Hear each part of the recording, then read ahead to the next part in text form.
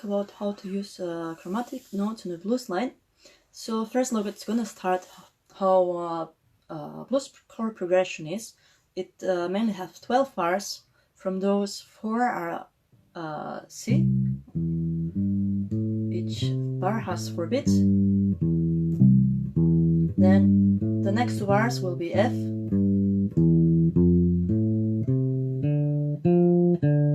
The next 2 will be C.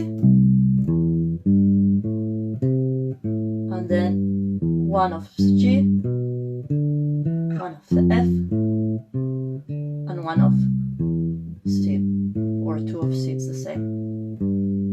Then the C, it's the first degree, yes, of the scale, of a major scale. The F is 4th degree, and the G is 5th degree of the major scale.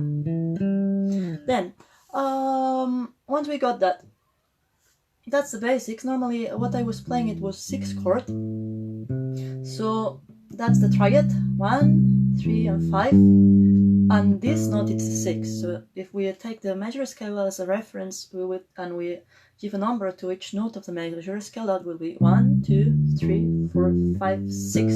So therefore, if we play a triad plus an extra note, which is the 6, we will call that 6 chord. Okay, but today I would like to focus on chromatic notes. And when we add chromatic notes, most of the time we use them to approach to the triad notes of a chord, which is the 1st, 3rd, or the 5th, and the octave. Yeah. So I just play an example first.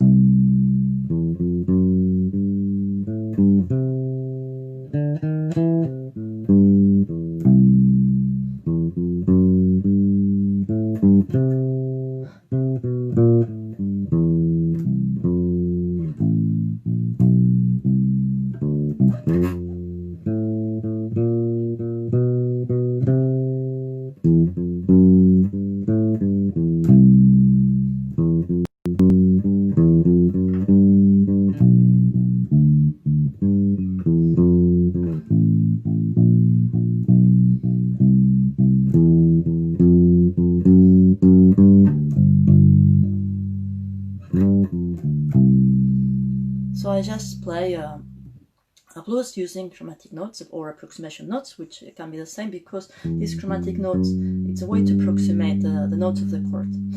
So now I explained that.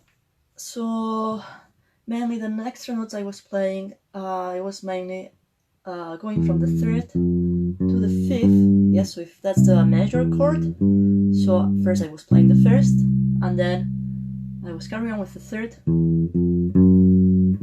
and playing by half a step from the 3rd to the 3, right, from the 3rd to the 5th, so yes.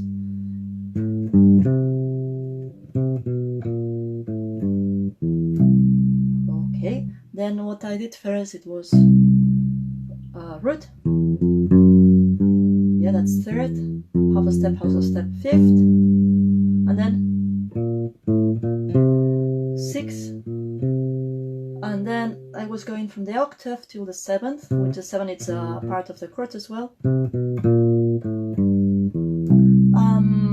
Then another way to do that, I give another example, so that would be 3rd, and then if I'm on the octave, I can do exactly the same, 1 octave higher. So that's the 3rd, yeah. So I'm approaching from the 1st degree, 2nd, half a step to the 3rd. Yeah, we're approximating to the 3rd. And then I go back to the root.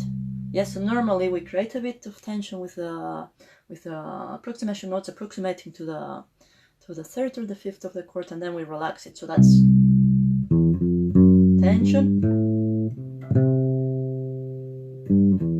and we relax it. Or the last example I gave, it would be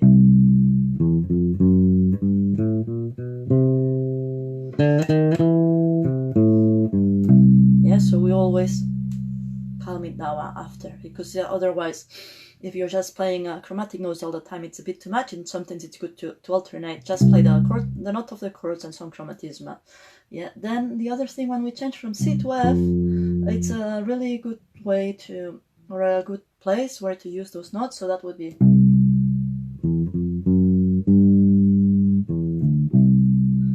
And then if I move to F, so I can just go from the fifth to the root. Yeah, so if I'm gonna play it simple.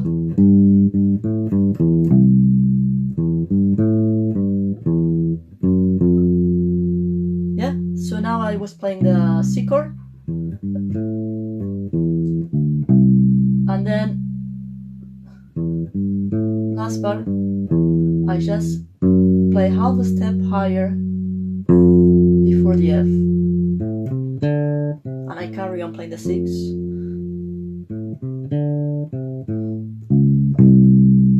And when I move back to C, I just play half a step higher and I go down. So there's many uses. That's on blues. Then that's really using funky styles as well, and funky styles we can do it like, for example, if we go to Jaco Pastorius, to continues, like to continue to the chicken.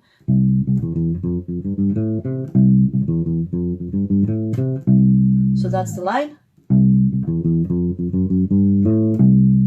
And we could vary it using the approximation note. That could be one example. Then typical line.